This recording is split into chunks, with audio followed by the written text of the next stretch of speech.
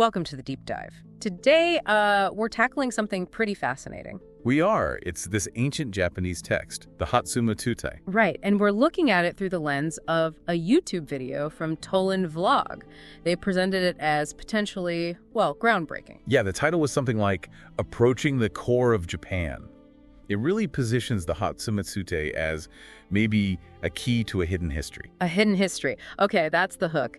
It sounds like it challenges the standard stuff, the conventional history we usually hear about ancient Japan. Definitely. The video suggests it might predate the Kojiki and Nihon Shoki, which is a huge claim. Whoa, okay. So older than the foundational texts, that would offer a totally different viewpoint, wouldn't it? Exactly.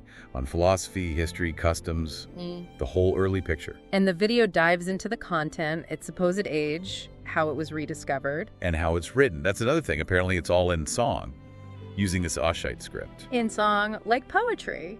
Sort of, yeah. And the language is complex, uses lots of double meanings, kakekotoba.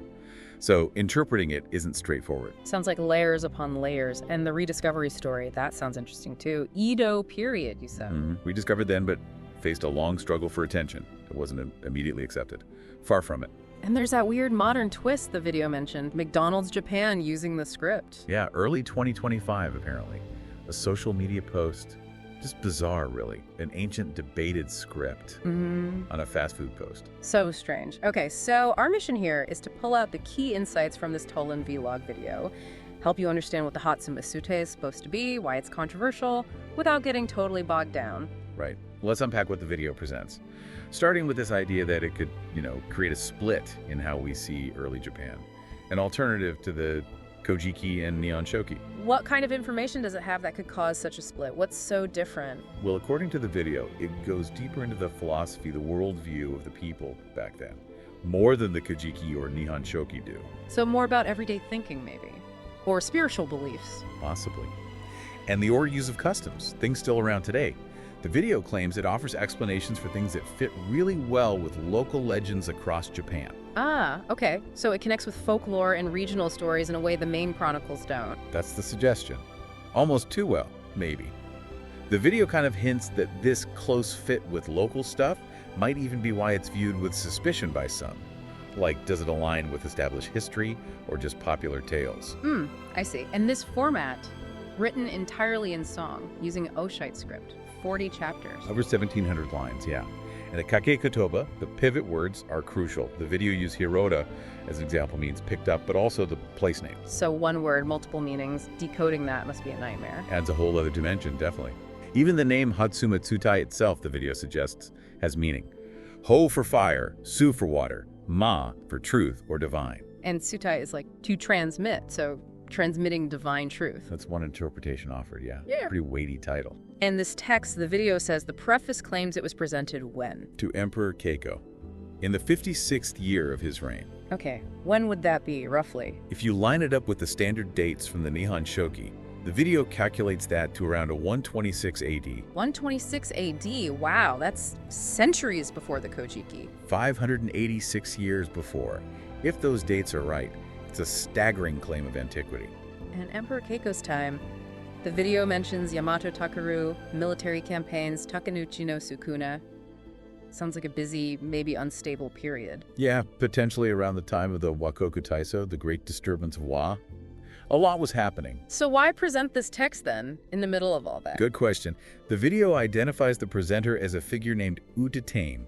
Udatain, okay, who was he? Well, the video links him back to an earlier event. During Emperor Sujin's reign, there was this terrible plague. Right, I think I've heard of this. An oracle said a deity was angry. Omonanushi, yeah. And the oracle apparently said the plague would stop if his descendant, this Udatain, was made high priest at Mount Mia. And he was, and it worked. According to the story, yes. The video connects that Udatain to the one who, much later, supposedly presented the Hotsuma Tsutae to Emperor Keiko. Wait, the same guy, how much later? Well, this is where it gets interesting. The video points out, Hotsuma Tsutae claims this Udatain was 234 years old when he presented the text. 234? Seriously? Yeah, these incredibly long lifespans pop up in early chronicles, right? The video notes the Hotsuma Tsutae might even try to explain why people supposedly lived so long back then. Okay, so a potentially very ancient priest descendant of a powerful line, presents this text during a turbulent time. The video hints there's a deeper reason why, maybe something hidden in the text itself. That's the implication, yeah. Something the video suggests it'll explore more later. But focusing on the preface, Udatain starts explaining the origins of Japan. Like a history lesson for the emperor, but maybe a different version than Kaiko knew. Exactly. The video summarizes it. Udatain talks about a time when heaven, meaning the court, and earth, the people, grew apart. Back during the time of Umuta no Mikoto, 6th generation deity. Right. And because this ruler lacked a knight princess, religious rites declined, people lost touch with divine teachings. The video points out the Kakikotoba, again heaven court, earth people. So, social commentary woven in from the start. And then came Izanagi and Izanami. Yes, emerging in this time of disorder. And according to this text, as per the video, they were given 2 sacred items to govern with, Tu and Ho. Tu and Ho, what were they? Tu was like a box, maybe similar to the Fudumani divination tool. Ho wasn't explicitly described there, but they used both to restore order. Okay, so these regalia were instruments of power and teaching. Then leadership passes to the next generation. And here's a major difference the video highlights. What's that? Amaterasu. In the Hotsuma Tsutae, Amaterasu is called Amaterakami and is presented as male. Male, not the sun goddess. Nope. Born from the expectations of Izanagi, Izanami, and also Toyuki no Okami. Toyuke. Isn't that the deity enshrined with Amaterasu at Aizi, but less prominent in the Kochiki? Exactly. The video points that out. Toyuki seems more central here, which could be significant. A different theological structure, maybe. This is completely different. And what about the sacred treasures? According to the video's account of the preface, Amaterasu Okami transforms the Ho regalia into the Kusanagi sword, adds the Yada mirror, creating the 3 treasures. So a different origin story for them, too. What about the 3rd treasure, the jewel? The 2 regalia seems to evolve into the Yasakani no Magatama jewel, based on the video's interpretation. Yeah. So the core symbols of imperial power have a different backstory here. Fascinating. Okay, the story then jumps forward. To Emperor Kaika, who was Emperor Kaiko's grandfather, and Udatain's grandfather, called Utsunushi, served him. Right, and there was some conflict. A big one. Emperor Kaika wanted to marry his late father's consort, Ikashikomi no Mikoto, a major taboo. And Utanushi objected. Strongly. Said it violated divine principles from Amaterasu Okami, but Kaiko went ahead anyway. So what did Utanushi do? He basically went into self-exile, retreated to Sioux Village in Izumi Province, modern Osaka. Couldn't stop the emperor, so he removed himself. That's quite a statement. So back to Utatain presenting the text to Emperor Keiko. He tells Kaiko he's descended from this Utsunushi and Umanushi, linking himself to this lineage of power and principle. And says he compiled the Hotsuma Tsutae as a guide. Yeah, in 40 volumes. The video quotes a bit where he compares it to a flower bud, whose teachings create beautiful hearts, leading to an era like blossoming cherries. Very poetic. And Mount Fuji gets mentioned, which isn't really in the Kojiki's creation part. Right. Another potential difference in geographical or spiritual focus. Udatain claims the teachings lead to a golden age, like Tokoyo, eternal prosperity. He sounds very confident in this text, contrasting its wisdom with, like, shifting sands, and he mentions his age again, 234. And also mentions the Amaterasu Okami eventually moving from Mount Fuji to ice. After reigning for Ai, how long did the video say? An incredibly long time. 1.7 million years, supposedly, before returning to the sun's inner realm. But his blessings remain. Wow, okay. And Udatain claims his text, the Hotsuma Tsutae, is the best one out there for understanding all this. He basically says nothing surpasses it for revealing divine blessings and philosophy. A very strong claim. Does he mention other records? He acknowledges other records existed, passed down in certain families, but says there are discrepancies. He does highlight one, though, the Mikasafumi. What's that? Chronicles traditions linked to Amano-koya no Mikoto. Udatain says it closely resembles the Hotsuma Tsutae, and comparing them could reveal true ritual practices. So he presents both texts to Emperor Keiko. That's what the video indicates, yeah. Both the Hotsuma Tsutae and the Mikasafumi, with great reverence. Okay, that wraps up the preface summary in the video. Sounds like a text packed with claims. Now, how did it reappear centuries later? Right, the rediscovery. The video shifts to the Edo period, 1775. A guy named Ihara Aryo brings it out. Ihara Aryo, any relation? He claimed descent from Umanushi, just like Udatain supposedly was, ruler in Shiga Prefecture. History repeating itself, sort of? Did he try to present it to the court, too? The video says he tried, mirroring Udatain, but it's unclear if he succeeded. Mostly it got dismissed as a forgery. A forgery? Why? Or was that common back then? Well, the video notes even the Kojiki faced forgery accusations around that time. Seems like it was a period of scrutiny for old texts. So it could have just vanished again. Easily.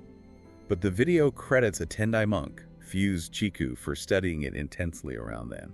Kept it alive in a way. Dedicated monk. His work was passed on, quoted by others, so it simmered in certain circles. Until 1830, another rediscovery. A Shinto priest, Fujitake Michio, found a manuscript in his shrine's archives. Just found it. Wow. And this led him to meet Ogasawara Michizu. And that, the video says, was a turning point. Ogasawara saw its potential and started a serious, committed study. The Ogasawara family. This became like their life's work. Totally. The video really emphasizes this. Ogasawara Michizu was apparently a respected scholar, connected to the Seiwa Genji, dedicated himself to it. Passed it down through generations. To his son, then a relative, Ogasawara Nagataka. The video compares it to the effort in Nazikai, that kind of multi-generational dedication. That's intense. So Nagataka continued the research. Yeah, he held important posts, head priest at a Kama shrine.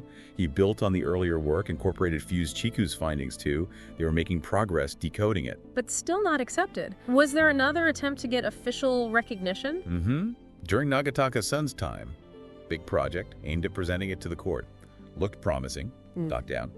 Sasaki Nobutsuna, a major literary scholar, apparently dismissed it. Said there was no definitive proof. Must have been crushing for the family. Ouch. After all that work? Still, Nagataka kept at it until he died in 1922. Left behind 8 volumes of his own research. And then, did it fade again? Almost. But then, Showa era, 1966, Matsumoto Yoshinosuke finds a copy in a secondhand bookstore. Seriously? Just stumbled upon it. Seems like it. And the video suggests it was likely one of Ogasawara Nagataka's copies. A direct link. So Matsumoto picked up the torch. Absolutely. Dedicated himself to it, gathered scattered copies from different Ogasawara branches, compiled everything. He's largely responsible for the recognition it has now, even if it's still debated. Okay, so why the debate? Why was it labeled a forgery for so long? The video mentioned vowels. That was the main reason cited, yes. Yeah. Back when the Kojiki and Nihon Shoki were compiled, and for centuries after, scholars believed ancient Japanese had 8 distinct vowel sounds. 8? Not 5 like today, A, I, U, E, O. Right. And those older texts were written using characters, Manhyagana, that supposedly reflected those 8 sounds. Okay. So when the Hotsuma Tsutae turned up, claiming to be older, but only using a system that seemed to reflect 5 vowels. That looked wrong. Like it had to be a later creation written after the language simplified to 5 vowels. Exactly. That was the killer argument against its authenticity for a long, long time. Makes logical sense within that framework. But that framework is changing. That's what the video highlights. Since the 1970s, linguists have been questioning that 8-vowel theory. Really? How so? The video mentions Mori Shingdasign, arguing the distinctions seen in texts like the Menyoshu might have been, like foreign phonetic influences, not core Japanese sounds. So maybe original Japanese did only have 5 vowels. It's a major reevaluation. And if that's right, then the Hotsuma Tsutae's 5-vowel system is no longer proof of forgery. It might actually be correct for an older text. Wow, okay. That completely flips the script on the main objection. It significantly weakens it, yeah. That's so. Plus, the video argues the content itself seemed to explain things. Local legends, maybe gaps in the main chronicles. Like it fits pieces together? Potentially. And the video gives this striking example. What was that? Chapter 34 describes a burial ritual involving exactly 39 clay figurines tied together. Okay. Unusual number. And then, 1996, archaeologists excavating at Kamoyokura in Mizumo, they found a stash of exactly 39 clay figurines together. Right. Exactly 39. That's specific. It's extremely specific. The video asks, how do you explain that archaeological find without the Hotsuma Tsutae's description from centuries earlier? It's a pretty compelling correlation. Yeah, that is hard to dismiss as just coincidence. Okay, so the video sets up to dive deeper into the content next time, but it ends this part with Aihara Aryo again. Right, the guy who brought it out in 1775. Claimed to be the 78th descendant of Umanonushi, and he called himself Waniko. Waniko, meaning? The video focuses on Wani. The Wani were a powerful clan, 5th, 6th centuries AD. Okay, an actual historical clan. And intriguingly, the Hotsuma Tsutae itself apparently defines Wani as a type of fast boat, and Kamo, as a smaller boat, came as a large one. So Wani fast boat in the text, and also a historical clan name. Yes. The video suggests this could link the text to the Wani clan's history, maybe their maritime power. Was Ihara Aryo's name Waneko just a choice? Or a hint about the text's origins or his connection to it? So maybe secrets hidden in names and terms, too. Leave you thinking. Absolutely. Like, what was it about this text that made people like the Ogasawaras dedicate their lives to it, even when everyone else called it a fake? What did they see in those verses? Good question. And if the whole vowel theory is being rethought, how does that change how we look at the Hotsuma Tsutae? And maybe other old texts, too. Right. Does it open the door to reconsidering things previously dismissed? And those correlations, like the 39 figurines, how significant are they really? Can archaeology and this text actually inform each other? What parts of Japanese culture, maybe modern beliefs or practices, might look different if viewed through the lens the Hotsuma Tsutae supposedly offers? A different origin story, a different spiritual framework. Yeah, it could ripple outwards. And finally, that McDonald's thing. Seriously, why use Oshite script? What were they tapping into? A lingering fascination with the deep past, maybe? Even the controversial parts? It's certainly a strange modern echo of this very old, very debated text. Lots to mull over.